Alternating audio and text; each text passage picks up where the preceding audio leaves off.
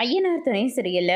அடுத்து வர எபிசோட்ல நம்ம சேரன் இருந்துட்டு, நம்ம இதுக்கு மேலே பொறுமை இருக்கக்கூடாது. சந்தா இது வரைக்கும் என்னை கூட்டிகிட்டு போகணும் ஒரு வார்த்தை கூட சொன்னதில்லை. ஏன் அன்னைக்கு நான் ராமேஸ்வரத்துக்கு போயிட்டு பேசிட்டு வந்தபோது கூட இப்படியே வான்னு கூட நான் சொன்னேன். ஆனால் சந்தா இருந்துட்டு இல்லை நம்ம இன்னும் கொஞ்சம் பொறுமையாக இருக்கணும் அப்படின்ற மாதிரி தான் சொல்லிச்சு. ஆனால் இன்னைக்கு அதுவாக ஃபோன் பண்ணி என்னை கூப்பிடுதுன்னா அது எவ்வளோ பெரிய பிரச்சனையில் இருக்கணும்.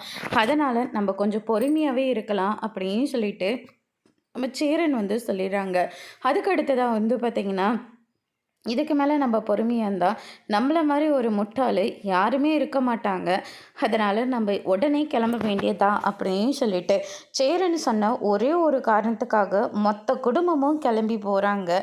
அங்கே பார்த்திங்கன்னா நம்ம சோழன் இருந்துட்டு அங்கே என்ன நடந்தாலையும் சரின்னு நம்ம உடனே கிளம்பி சந்தாவை அங்கேயே கூட நம்ம தாலி கட்டி கூட்டிகிட்டு வந்துடணுன்னு. ஆனால் சந்தாவை எக்காரணத்தை கொண்டும் நம்ம அங்கே எதுவும் தப்பாக நடக்காத மாதிரி விட்டுட்டு வந்துடக்கூடாது அப்படின்ற மாதிரி சொல்லிடுறாங்க. அதுக்கு அடுத்து தான் நம்ம வானத்தை இருந்துட்டு பாண்டிக்கு கால் பண்ணுறாங்க. பாண்டி இருந்துட்டு மானதியோட காலை கட் பண்ணி விட்டுறாங்க.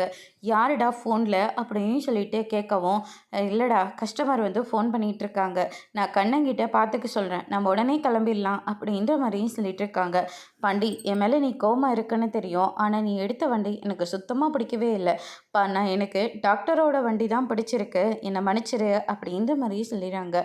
பாண்டி இருந்துட்டு உனக்கு டாக்டர் தான் வேணும்னா டாக்டர் கூட நீ சந்தோஷமாக இருந்துக்கோ அப்படின்னு சொல்லிட்டு மெசேஜ் பண்ணி அமைதி விட்டுறாரு. அதோட முடிச்சிருக்காங்க.